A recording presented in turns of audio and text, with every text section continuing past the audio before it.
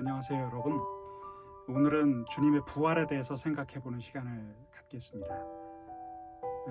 예수님의 빈 무덤 이야기는 사복음서 모두에 기록되어 있는데요. 하지만 내용을 서로 비교해보면 부분 차이가 있습니다.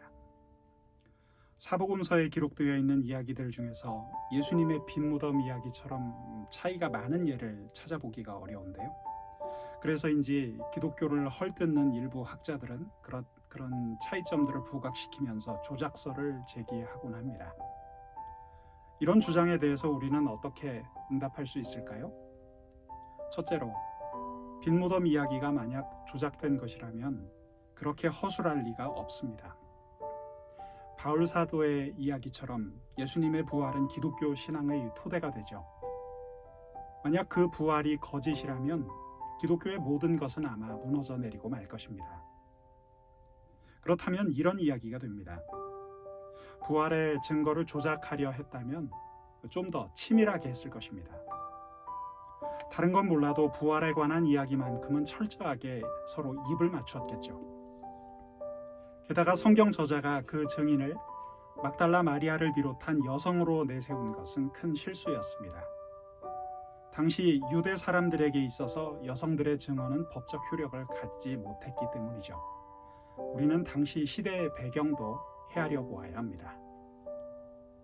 사복음서에 기록된 예수님의 빈 무덤 이야기가 여러 가지 크고 작은 차이점을 가지고 있다는 사실은 오히려 빈 무덤 이야기가 조작된 것이 아니라는 반증이 될 것입니다.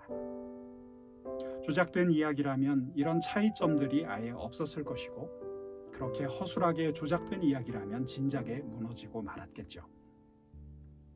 둘째로, 이 사건의 성격을 감안하면 예수님의 부활을 둘러싼 복음서상의 차이점들은 우리가 얼마든지 용납할 수 있습니다. 부활이라는 사건 자체가 결코 일상적이거나 상식적인 사건이 아니었죠. 그 누구도 이 사건에 대해서 준비된 사람은 없었습니다.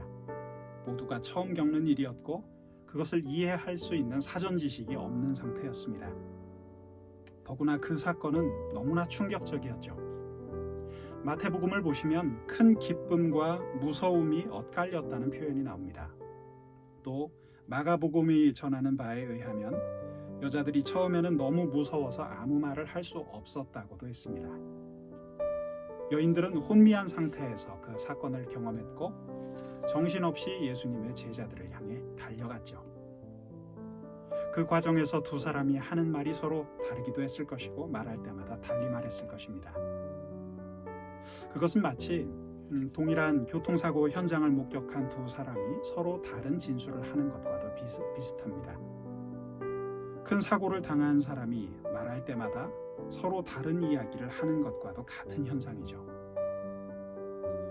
빈 무덤 이야기에 관한 사복음서의 이 차이점들을 지나치게 까다롭게 따져보다가 우리가 넘어질 수 있기 때문에 우리는 이런 점들을 먼저 영적으로 조심해야 할 것입니다.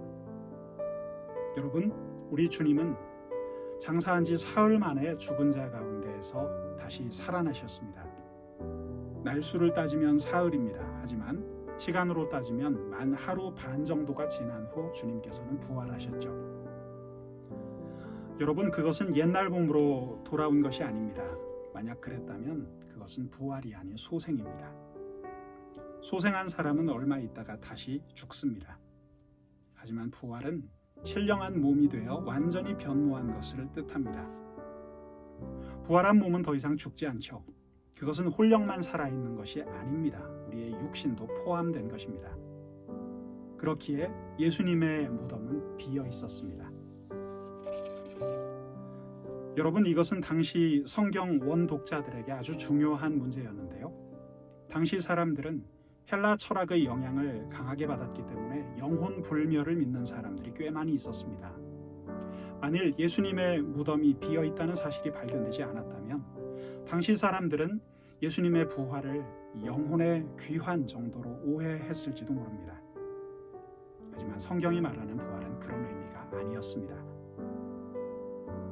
전에도 말씀드린 것처럼 부활하신 예수님께서는 다메섹 도상에 있던 우리 제자들과 함께 길을 걸어가기도 하셨고, 제자들과 함께 식탁에서 식사를 하기도 하셨습니다. 또 도마같이 의심이 아주 많은 제자를 만나서는 손에 난 못자국을 친히 보여주기도 하셨죠.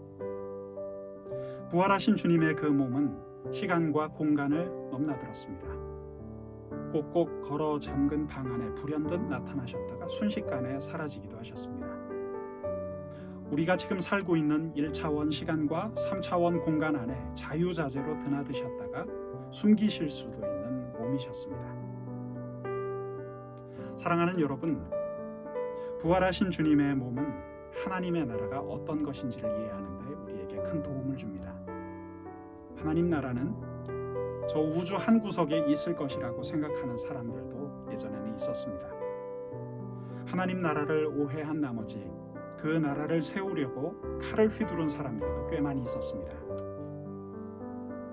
부활하신 우리 주님이 영혼으로 귀환한 것도 아니고 옛날 몸으로 소생한 것도 아닌 것처럼 하나님 나라는 어느 특정한 우주 공간에 있는 것도 아니고 이 땅에 정치적으로 물리적으로 건설할 수 있는 것도 아닙니다.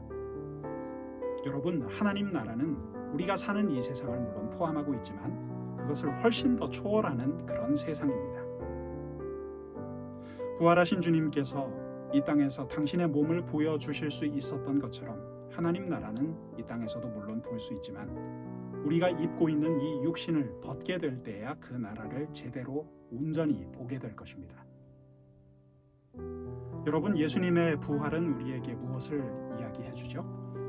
이 세상이 전부가 아니고 지금 내 목숨이 전부가 아니고 먹고 마시는 것이 전부가 아니라는 사실을 오늘 우리에게 일깨워 줍니다. 예수님의 부활을 믿는다는 말은 무엇입니까? 하나님 나라를 믿는 것, 영생을 믿는 것입니다. 하나님의 뜻에 초점을 두고 우리의 인생을 살아가는 것입니다. 예수님의 빈 무덤은 우리 인생의 끝이 무덤이 아니라는 사실을 우리에게 알려주죠. 우리 인생의 종착지는 하나님 나라임을 증언해 줍니다. 그렇기 때문에 우리는 이 땅에서 그 무엇에도 두려워하지 않을 수 있고 그 어떤 것에도 낭망하지 않을 수 있는 것입니다. 사랑하는 여러분, 예수님의 부활은 온전한 소망입니다. 부활하신 우리 주님의 그 능력이 우리의 삶 가운데에도 함께합니다.